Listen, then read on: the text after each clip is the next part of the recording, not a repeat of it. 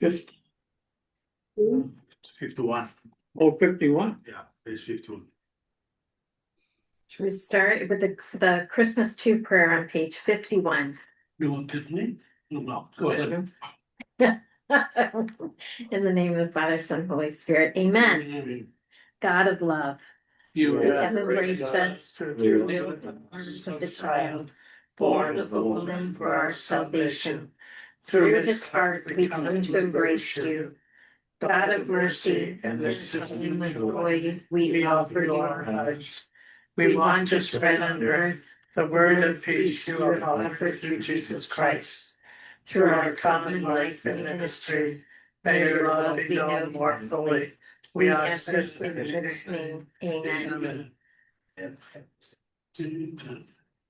Thank you.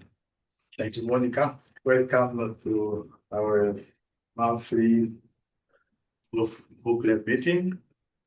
And Happy New Year, because this is our first one. Thank you. So as you know, our task today is to read together Dehon 1871 sermon, this one sermon, with the lenses of how we refute heresies. There are many ways you can read the text. You want to see how in the text they don't understand what Christmas is and what Incarnation is. From that, we will see what kind of issues we have today with Christmas and holidays, and how Leon is explicitly or implicitly addressing them. Before we move to discussing the content of the homily, I would like to say something about how we are going to proceed.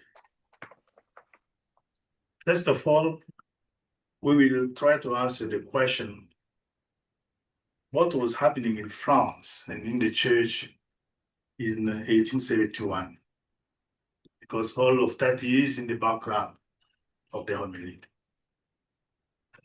With that background, we will explore a little bit what the Catechism of the Catholic Church says about Christmas and the Incarnation heresies.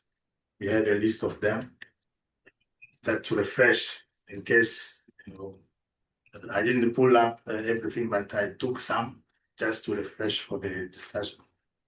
So once I have given that introduction, we can now move to the text and see how the text is explaining either Christmas or Incarnation. I don't know if you have a question about how we will proceed. Sounds good. Okay. Father John, welcome. Thank you. So, what was happening in France? We know that in 1871, France was defeated in war against this is the so-called Franco-Prussian War. So, leading this war with this collapse from war lead to the end of the empire in France. Is the what? The end of the empire. Oh, sure. And the proclamation of the Third Republic. France lost some territories. The country was occupied. And some people, a group of workers, took over power in France. They created a short-lived government based on workers' rights.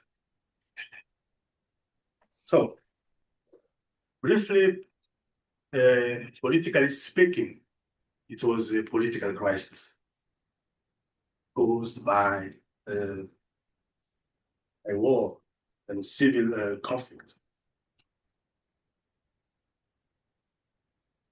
This brought also the anti-clerical sentiment. The Paris Commune government took over schools, targeted priests and the church. So it was a very difficult time. The church was humiliated with this anti-clerical movement that was rising. One of the things that happened was the slaughtering of the Bishop of Paris, George Daboy, was killed during a bloody week. So they killed a lot of priests and they arrested somewhere in the hostage. So Can you speak up a little bit? Oh, thank you. That's why when I speak, I ask people to rise. Turn up the volume. Yeah, I got mine all the way up. yeah. So it was a difficult time for France and for the church. So what was the Catholic response to that crisis? The response was to build a basilica that was going to be an act of reparation for the country because they understood the defeat in war as a punishment from God because they removed God from the public space. So people start collecting money to build a basilica dedicated to the Sacred Heart. So this is a little bit context in general. You can deepen this with historical books. But there is a particular context I want us to look at. Their own personal context in 1871. He has just arrived 6 weeks as a young priest to Saint-Quentin. He was given the opportunity to show that he knows his theology and he understands what is going on socially and he can connect it to his formation as a priest. Recording in progress. And he did it very well. We read the text. So in this text, Dehon is targeting the godless capitalist who exploit workers. He shows really that the crisis in the society was caused by the fact that people rejected God, the love of God. He does it in a very well elaborated way. So when you read his sermon, you can see what is going on social and what kind of answer he's providing to solve the problem. So briefly, this is what I think main lines of historical issues we find those days when Dehon is preaching. I don't know if you have any input or any question we can answer together about this historical background. Well, it wasn't mentioned in the papers nor in your comments, but the Industrial Revolution was at its height, wasn't it?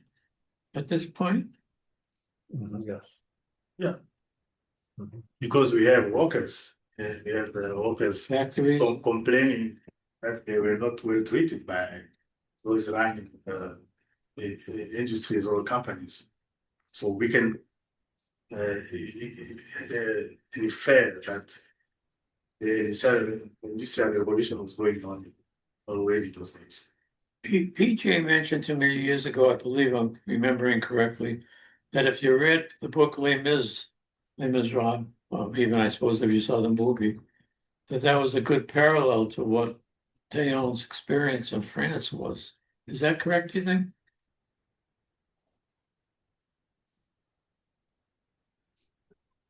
I don't either. That's what he said. So I took him at his word. That's what he said, you should read it. So I did, I read it. You were at it, It was, it's 1,000 pages, small Yeah. print, like gigantic. I know. But no, it was helpful in giving me a sense of the milieu. Um, And it was also a period of war, Period of war, and they lost miserably, right? social malaise, a lot of going on. Yeah. Going on. And he was only there 6 weeks in the parish. In the parish. He had a lot of guts, I guess you would say, or stupidity, whatever, you know. And you can imagine what we all did after ordination when you are given an opportunity to preach. So At Christmas, was this the midnight mass thing? I was excited. Yeah, 26 years old. I Yeah. couldn't even find the bathroom at that time. So 28, 28. 43 from 71. I'm sorry, Jim. I said 1843 from 1871. Yeah. Well, he was born in 45, right? 43. 43. 43. I said to Father Joseph earlier, after reading it, I wondered if his tone was a little tense. Because when you're young and he's a new priest and he sees all these problems, you have that emotional, I'm gonna come in and Straighten it out. yeah, So you wanted to save the world by Thursday. yeah. So let's move now to the kind of And we even know that his parish priest called him attention. He said, no. Yeah, you should not do those sermons like that. So yeah, can you imagine? Was a hard sermon. it was that, yeah. I think the other historical context is not only what was going on in France, but Dehon had just come out of a very rarefied world. Mm. He was a graduate student in Rome. He was acknowledged as a secretary for Vatican I. You know, he was a respected, pampered young man who had not been exposed to a lot. And he gets dumped into this town full of absolutely impoverished laborers. And I'm sure he was pretty outraged, as he sounds. Yeah. And like most young men, he was over enthusiastic and out of line, really. I mean, if he'd preached that long to me, I'd have walked out. Way too long. I wonder if that was more the culture though, Jim. I mean, lengthy hearing sermons, was it? Maybe, but Today we wouldn't tolerate it, but One of the things that PJ mentioned too is that he was reprimanded Mhm. by the pastor.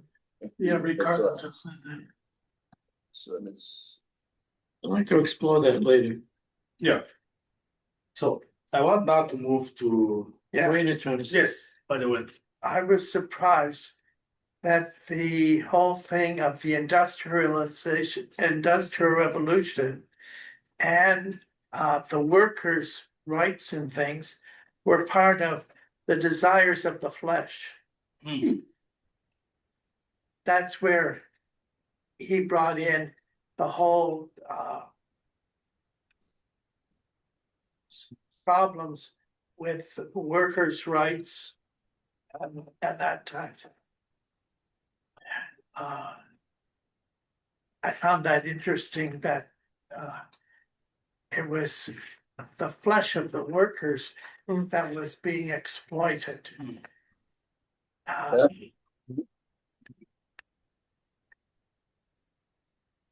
Interesting. It makes sense with this existence on the body of the child who is the manger. If you want to connect why he's talking a little bit more about it. Maybe he's alluding to this body of the workers, which was exploited. Yeah, So let's move now to reminding some of the heresies about Christmas and the incarnation we have known in the church. As you know, from the beginning of Christianity, the question of who Jesus is a tough one. And we had a lot of answers from people trying to explain, and it ended up with theological heresies or errors. So I picked one here from the Catechism of the Catholic Church, the so-called Arianism, which is the denial of Christ's full divinity. The claim here is Jesus is a created being, not truly God. This is the biggest claim of Arianism. We will see how Dehon is trying to respond to that implicitly. I have to say the purpose of the homily is not to give a Christological lecture. So we are trying to read between the lines. The second heresy is Docetism, which is the denial of real humanity. The claim is Christ only appeared to be human. His suffering was fake. It was not true because he appeared to be human. Yeah. The third one, the moralization of incarnation. What is being said here is Christ came as a teacher or an example, not a savior. So they don't see in Jesus a savior. He's somebody who gives good example and invites people to live well. So it doesn't have anything to do with salvation. There are many of them, but I pulled out three that you can do. So modern time, the biggest problem we have is the distortion of Christianity.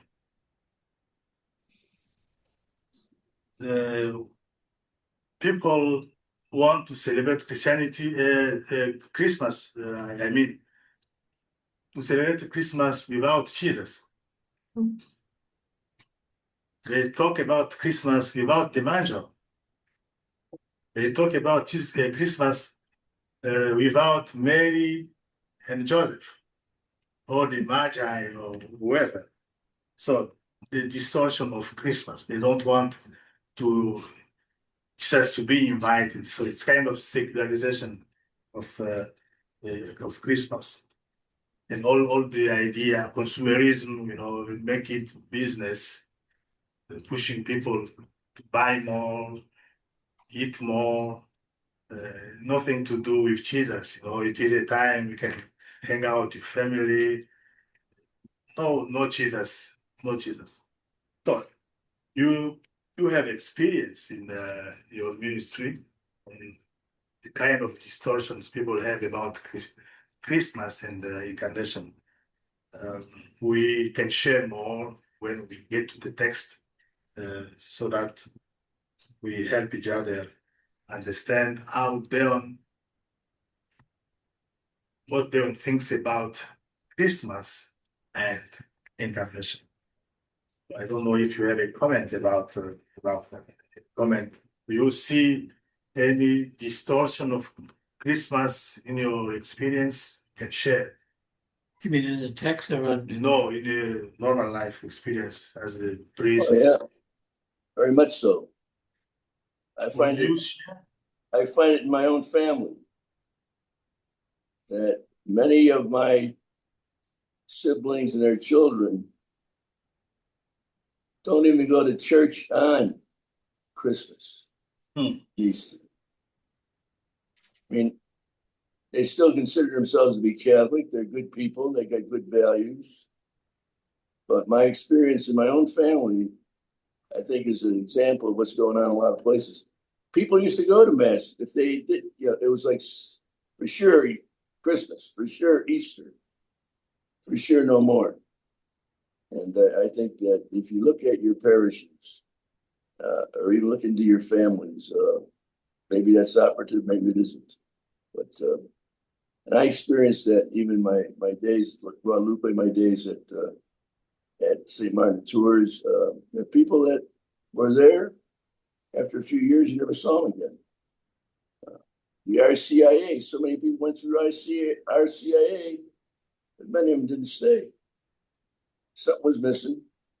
Probably didn't connect well with people in the parish. But I've experienced my own ministry and my own family. Certainly, practically speaking, yeah, Jesus is not that important. And behavior shows it. And yet, if there's something going wrong, which they're worried about, they call Uncle Pat up, they call Tony up and say prayers for this, or say prayers for that. So it's a mixed bag in some ways. It's enough. Tony, thank you for sharing. Yeah, that's true. Christmas, yes. Church, no. This is the mentality of many people. They want to have good dinner. They don't go to mass. Gift, spending time with family, which is good. But Jesus is not invited. Anybody else? Ricardo, your experience in the parish. What do you see about Christmas? Distortion. During Christmas, we have two masses, one in English, one in Spanish. One mass would be enough for all the church. Yeah, you're right. No one. Half church on 9, half church on 11. It's normally on Sunday we have 5 masses. And full. Not Christmas. Were you there for Guadalupe? Yes, or Guadalupe. We're not even imagine Guadalupe. We had a sanctuary, would be full. But not on Christmas. My experience was just the opposite in St. Louis. The parishes that my siblings belong to, most families go Christmas Eve so that they have Christmas morning with kids and gifts and so on. And they usually are 2 big masses Christmas Eve, and they're absolutely packed. And if you're not there a half an hour early, you don't even get in the church, in the gym. They have an extension. And I went on Christmas Day with my sister and her husband, and the church was packed. And not just with old people, there were lots of families, kids, young people. It was very nice. That's how my parish is today. Is it? It's packed. In fact, the pastor was asking people not to come to the one mass where all the little kids come because it's too packed. Right, exactly. But on the other hand, Father Tony, I have relatives who, don't go on Christmas. Guadalupe, not Guadalupe, but St. Martin Tours, when I was there, we had a 4 o'clock mass, it was packed. We had to put chairs up. I probably had over maybe at least 1,000 people. And I went there last Christmas. I hadn't been there 16 years for that Christmas Eve Mass. Christmas afternoon Mass, it's about half full. And I don't know what that all says, but and again, I understand there are parishes like what Jim talked about, and what, but there's also churches where it used to be like it is in St. Louis, but it ain't no more.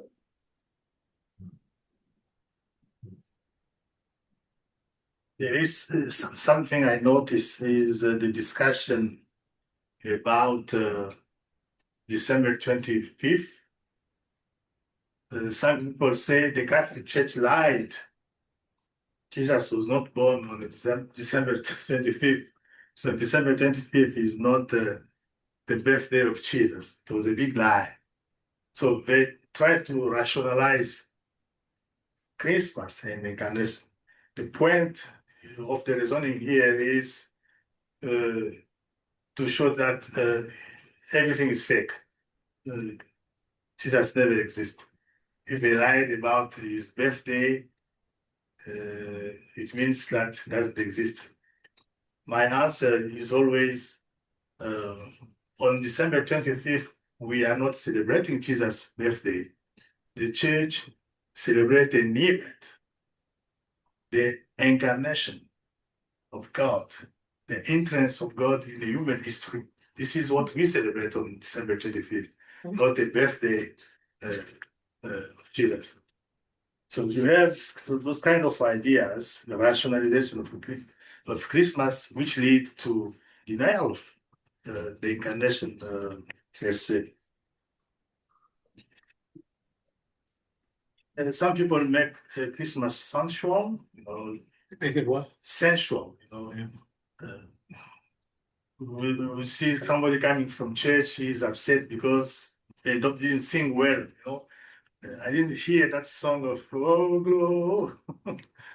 Sensual. If that song is missing, there is no Christmas, or there is no snow, there is no Christmas. Funny things we hear. I have already talked about consumerism, reducing Christmas to commerce and wealth. So it's a business occasion. So I don't know if you have another comment about the distortions of Christmas and Incarnation today.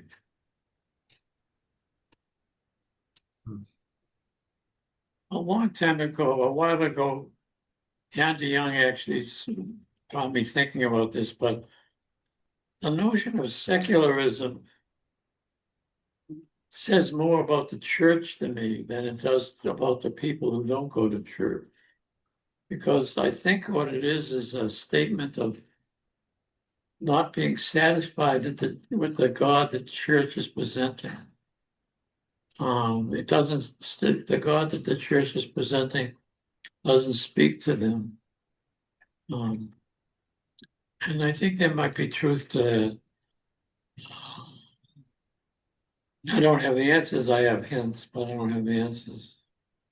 I feel like that might have been in a document you shared with me about the history of the Sacred Heart devotion, where at the time there was this disconnect and the church was not, it was more about rules, and the Mass was in Latin and people were looking for encounter but not finding that in the Mass.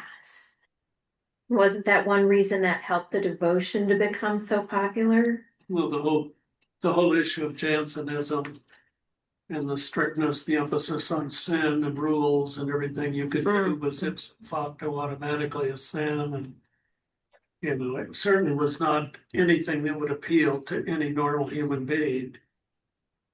But God is love.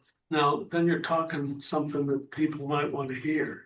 I was taught that in history, theological history, church history, that the reason that the Sacred Heart became such a prominent figure in the 1800s was for that reason, that they didn't feel connected with the God that was presented to them. Mm-hmm. And so that the Sacred Heart and Jesus is walking with them in his own suffering was something they could identify with. And that's why there were so many Sacred Heart communities that emerged at that time. And I think I'm probably making a simple rendering of it, but it was something like that. No, I think you have a real point, and it's basically saying the incarnation isn't happening. Yeah. Well, if you want to focus on Christmas and incarnation, if we're not among the people, knowing their problems and speaking their language, the incarnation isn't happening. Very good. And people don't respond. Yeah. Nor should they really. And I think that's very true today. I mean, our culture has moved way on so many issues. And we just don't speak to them. And it's no wonder people don't want anything to do with it. And if you go to an awful lot of parishes, when I moved to St. Louis, I went to at least 5 parishes very close to where I lived. And there wasn't one of them that I would have wanted to go to every Sunday because of the quality of preaching, liturgy, music. It was dreadful. I thought, geez, if I were a normal Catholic in the pew, I wouldn't go either. You know? We need to get where they are, as Dehon would say. Go to the people. It says a lot about what the little bit I know about our spirituality of going to the people, being with them in their daily life. And we're not talking about God as love today in church. They're getting all hooked up with politics. They're getting all hooked up with all these pelvic moral issues, all these generative moral issues. People don't want to hear that. I mean, it's not good news. Good. So we have a little bit of background about Dehon's time and his own experience. We looked at the challenges about Christmas and Incarnation today. We go now to the text and see how Dehon is presenting Christmas and Incarnation. So I will give one example and then open the floor for anyone to share.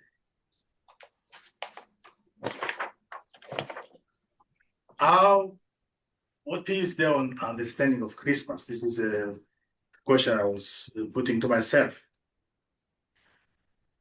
One thing that you will see in the text, in the homily, is Leon describes Christmas as divine visitation, and it is a salvific event.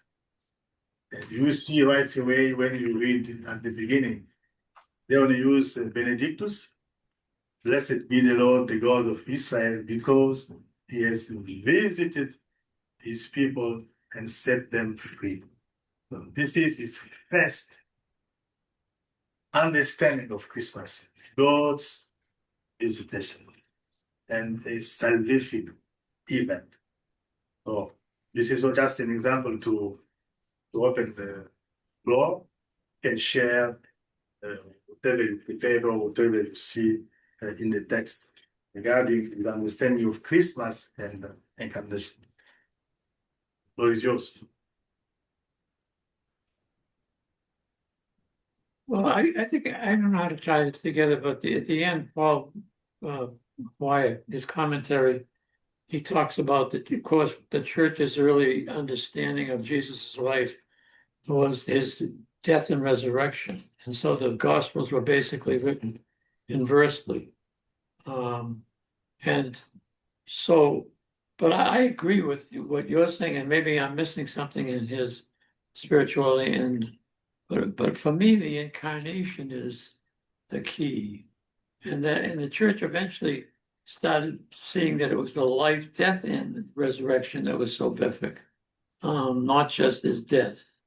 And that has sort of been my own take on it, So I think there's a little bit of a conflict in the presentation the way I understood.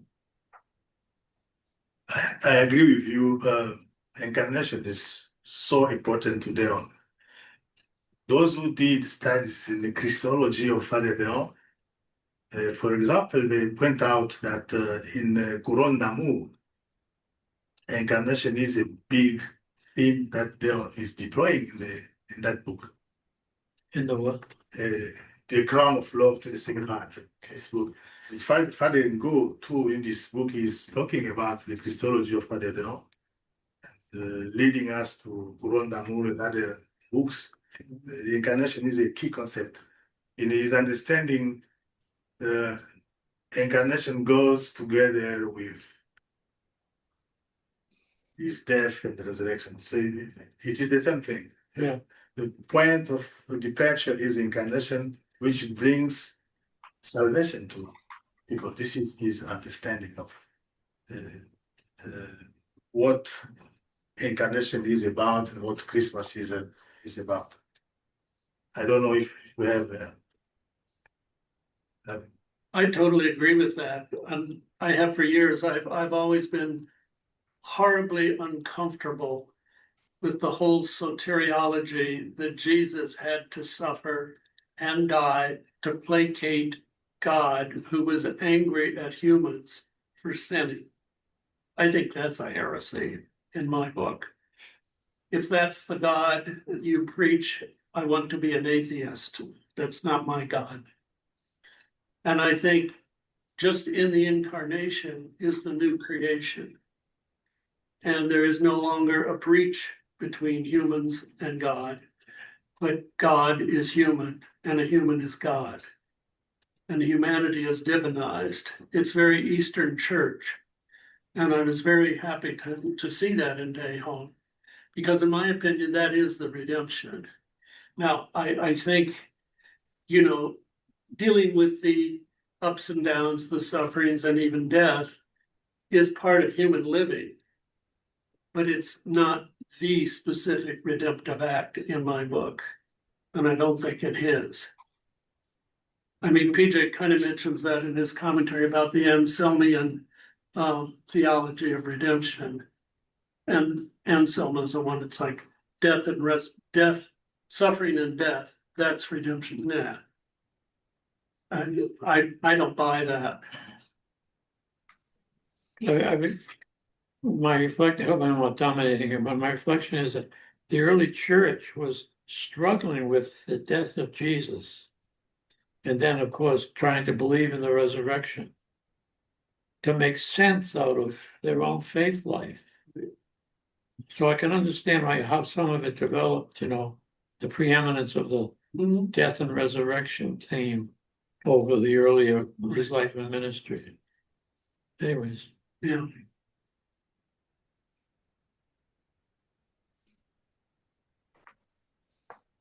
Do you see anything else?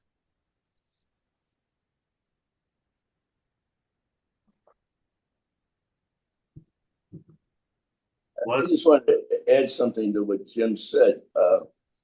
In my reading over the last year, I'm hearing more about that we human beings are in God. The whole idea of divinization.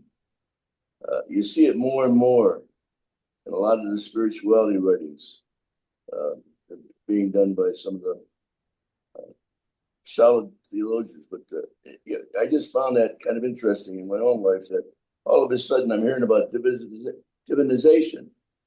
And as Jim says, I think that's what it's all about. The incarnation has changed everything. And it's not really new. It's the early church fathers talk about the theosis of humanity. Jim, I agree with you. Yeah. But it's just finally the East and West are talking. We're finding this is coming out now. Yeah. What was the word you used? Theosis. It's a Greek word. It means God making, literally. Divinization. The divinization of humanity. Mm-hmm. We even say it in Mass every day. Really? That he shared in our humanity that we might share in his divinity. It's in the prayers of presentation. There is something else I found in the text that was very interesting to me. A clear affirmation that the child in the manger is God. Léon is explicitly saying. Think about that. You can check page 10. Page 10. Monica, will you be kind to read Let's see. The first paragraph? Yes. Let us approach the manger. What do you find there? You will find a child wrapped in swaddling clothes, lying in a manger. Those were the words of the angel to the shepherds. This was the way that heaven announced to earth the arrival of its God. Child is God. Strong, clear. Well, say that to most people and say, well, maybe, you know. It is interesting the way he puts it here. The child is God.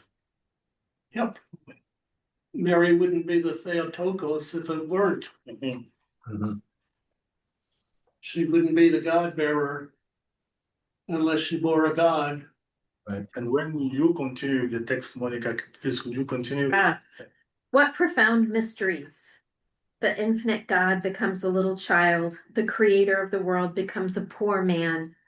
The King of heaven comes down into a stable. Saint Bernard exclaims, "Who did this? Love did it. It is because of his love for us that the Son of God came to teach us, to give us his example and his atonement. It is because of his love for us and in order to touch our hearts that he became a little child." God became a little child because of love. This is interesting. Now that's a Christmas homily that would speak to people today. Not to die in the cross. Not, yeah. The love was to become a man, not to die in the cross. Right. Yeah, so like we were talking before. To enter human history, to suffer with people. Well, also to go to parties and dance and drink and eat so much that people call you a drunkard and a glutton. So that is interesting. We can see here that Leon is attacking Arianism. What if Jesus died in the crib? Yeah. Redemption would have been complete, You know, that's what the theme is. in my opinion. No, that's what it says. Yep, It says it's atonement there also. yep. Because it makes one the breach between humanity and divinity. Yeah. The breach has been repaired and there is an atonement. So with that affirmation that the child is God, what I'm seeing here is Dehon is refuting Arianism. Arianism said, claimed that Jesus is a created being, not truly a God. So he's clearly stating it that this child is God. They put on a good show. Yeah. So I was so happy to read it. I said, wow, this is, those days being so clear to articulate church and teaching about Christmas. That was interesting. Why did he become a child? Because of love. That was so powerful. See, my belief is that this was always the case, that just that Jesus revealed that it was the case. That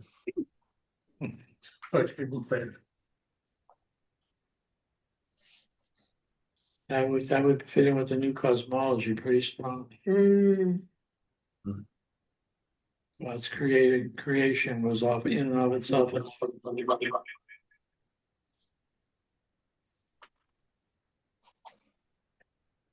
So do you see any other thing there?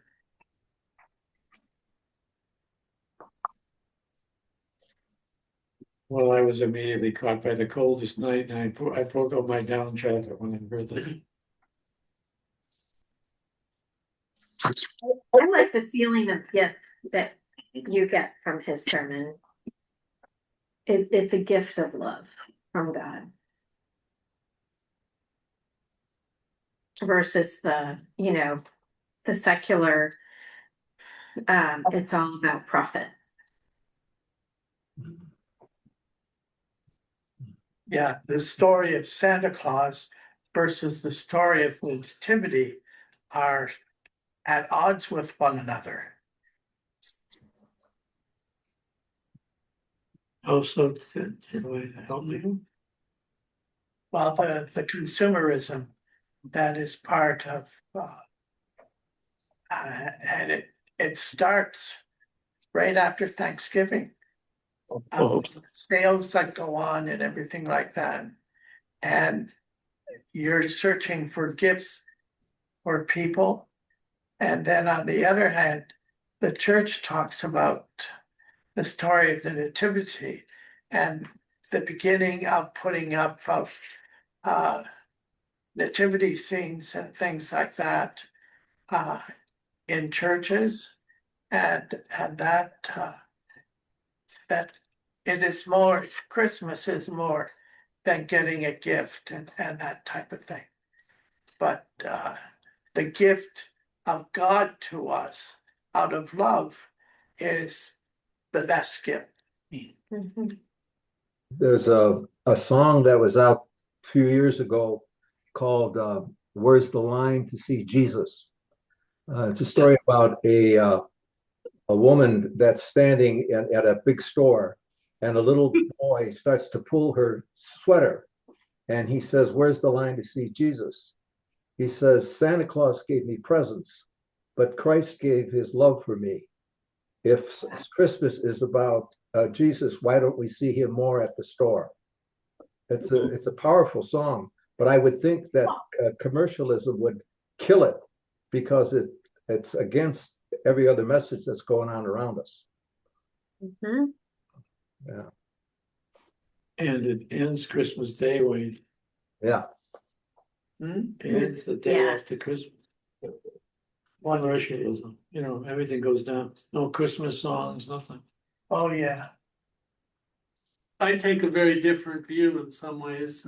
You know, when I was in St. Louis for 25 years and was working so much, I would do all my Christmas shopping on the day before Christmas. I would go to this huge mall, the Galleria, spend the whole day buying what I needed and having lunch and watching people. And it delighted me to see everyone looking for the very best gift they could find and afford for the people they loved. And I just thought it was a wonderful demonstration of love in action. And I kind of enjoyed it. I grooved on it. I sat at this little bar and had a glass of wine, watched them go by, and because in a way, Christmas caught on without being articulated, that people want to give their best out of love to other people. And they want to donate more than any other time during the year to the poor and the hungry and the homeless. And in some ways, kind of the message got through. God says, I love you so much, I'm going to give you my best gift. Now go and do the same. But that's my view. Good. Well, at least they stop for a day and think about others. Yeah. Even if they aren't going to church, at least they're practicing the habit of caring for others.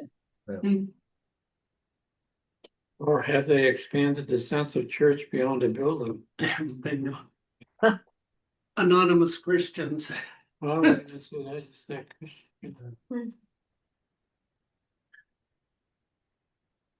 I was mentioning the rationalization of Christmas and the Incarnation. Léon is kind of talking about it on page 14, when the second paragraph. The pride of men. Please. On page 14, let us pass. Yes, let us pass. Let us pass on to the pride of individuals. It has reached its heights in our academies and among our so-called scholars. In one case, natural science has discovered in the earth traces of successive generations and analogies of organisms in the living races. It thinks it can get along without God and without revelation because it does not see that the little amount of knowledge it possesses marvelously confirms the account of Genesis and the faith of Christians. So he's attacking rationalism here. So we think with our own intelligence, we can control God, we can control the world. He even deny that Jesus there was not God, because we can provide scientific argument to do so. And this is happening also today. People use argument to say whatever against Incarnation, against Christmas. We heard, for example, that with the Docetism, that Jesus was only an appearance. He was not a real God, a real man. His suffering was fake. So we have people who provide theological argument to prove that it was fake.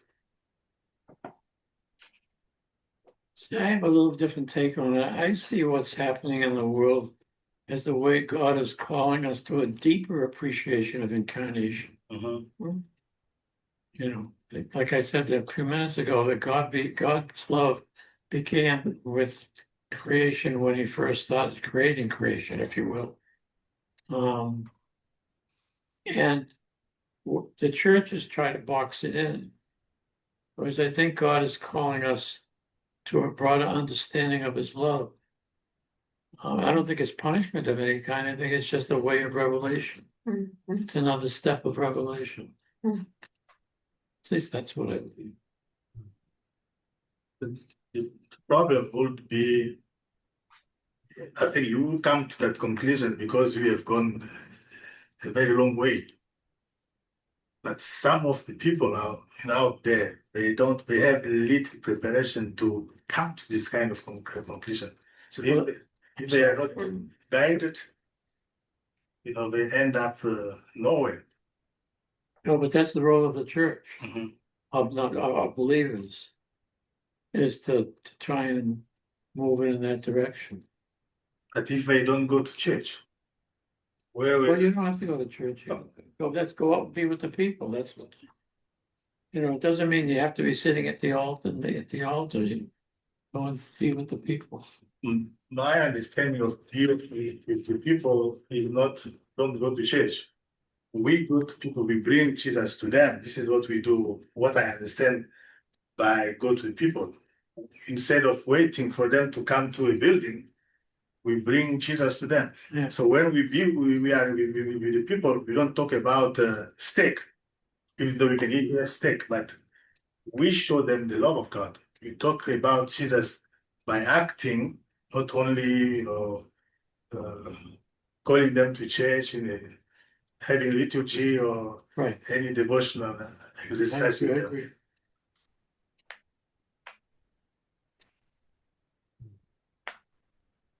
Yeah, I very much think that we help people find God where they are. When I was in China, I was astounded at the number of middle-class people. They have more middle-class people than there are people in the US. And you see lots of young couples, families with children, usually only one, maybe two. But they love each other. And they may never even have heard of Jesus. And they maybe never hear of God. And, in my opinion, is it? It's okay. I can mute you, Father John. Go ahead. In my opinion, we don't bring God to people. We don't bring Jesus to people. He's already there. I think the best we can do is help them to notice and help them to see and give words to what they know and what they have already. And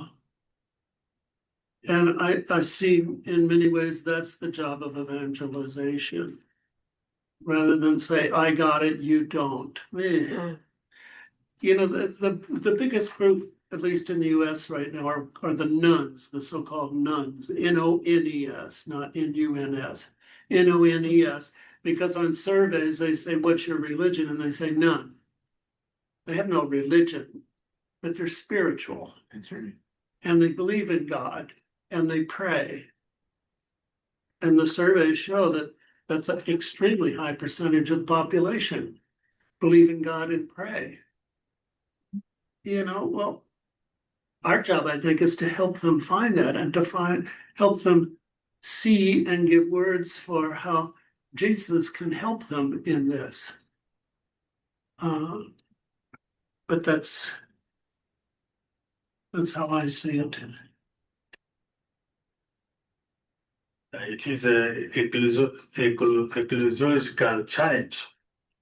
Because if you are baptized, you are part of a community. And if the reasoning is, I don't believe in any religion, I directly connect with God. So where do you find that God? If not in a material community, that would be the problem with this kind of, approach to religion and God. Those who live in love live in God, and God lives in them.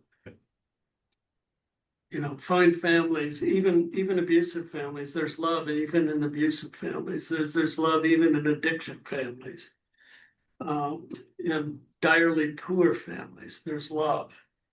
And to help them identify the presence of God there, and to build on that, I think it's just how I approach it. Yeah.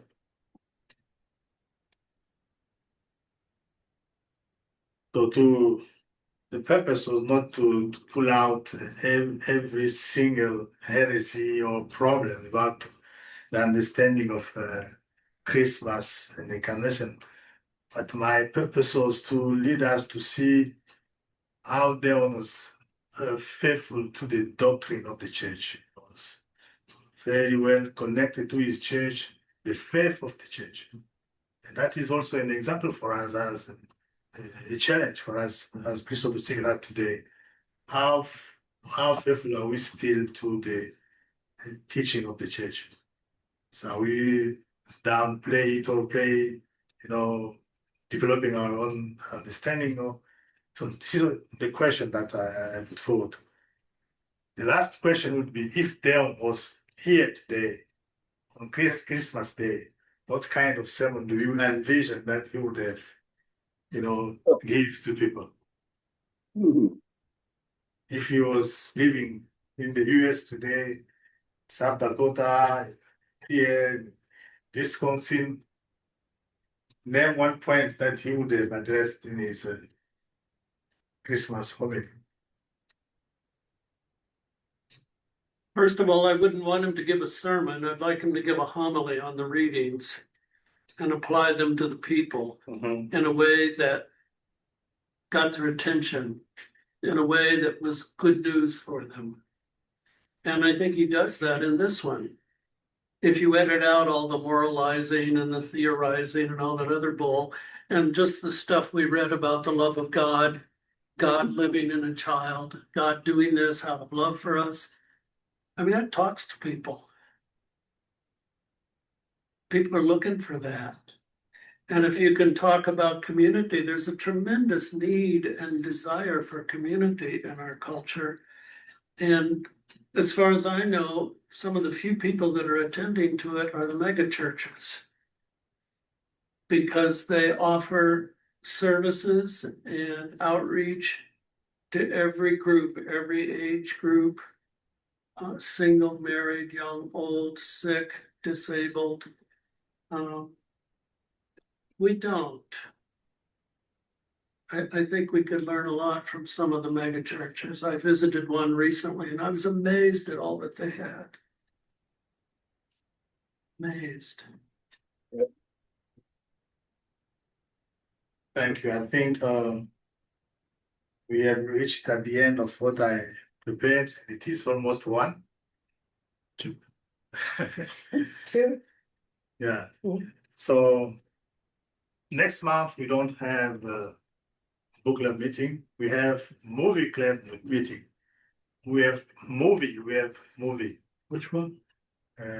What is the title again? Dead man walking. Yeah. Or wake up. Wake up, dead man. Wake up, dead man. Wake up, dead man, he said. Yeah. This is a story of I haven't seen it. somebody was killed in the parish in New York, and the parish priest and the parishioners are trying to find out who did it. What is interesting in the movie is how the movie shows love going over violence. the community service. It is 2 hours movie. Okay. We will enjoy it. I am sure we will enjoy it. Are we gonna watch it here? No, we will come to the To your place. your place. Yeah, first floor. Big And TV. what about the guys who can't make it? Like, Ricardo. Ricardo can watch it. Oh, okay. He can watch the movie. Monica will send soon the flyer with all the information about the Okay. movie. Yeah. Then I will send questions to orientate the way you can watch the movie to connect with our spirituality and charisma.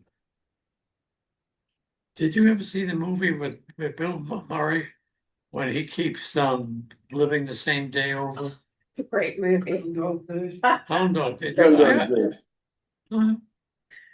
I thought for some reason that would be a good movie for us. Yeah, we put it on the list. If you have movie suggestions, please share with me, and we can study ahead of time, organize questions for discussion.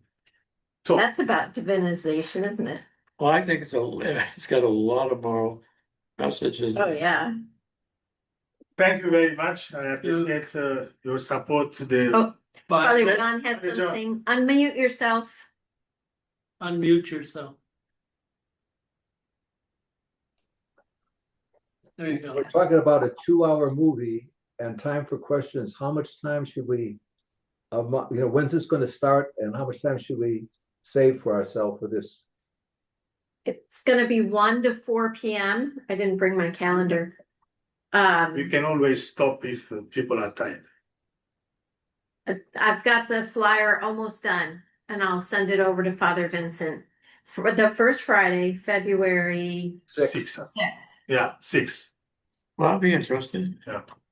It's a long movie, but you will like it. All movies are 2 hours today. You like it. Good, good. So, thank you very much, and Thank you. hope said to the see you 6th, right? next month for the movie. Those who cannot watch with us, Ricardo, you will have the title and you have to watch it and share later on. Have a good weekend and we'll see you next month. Okay. Thank you very much. Bye-bye, bye-bye. Bye all.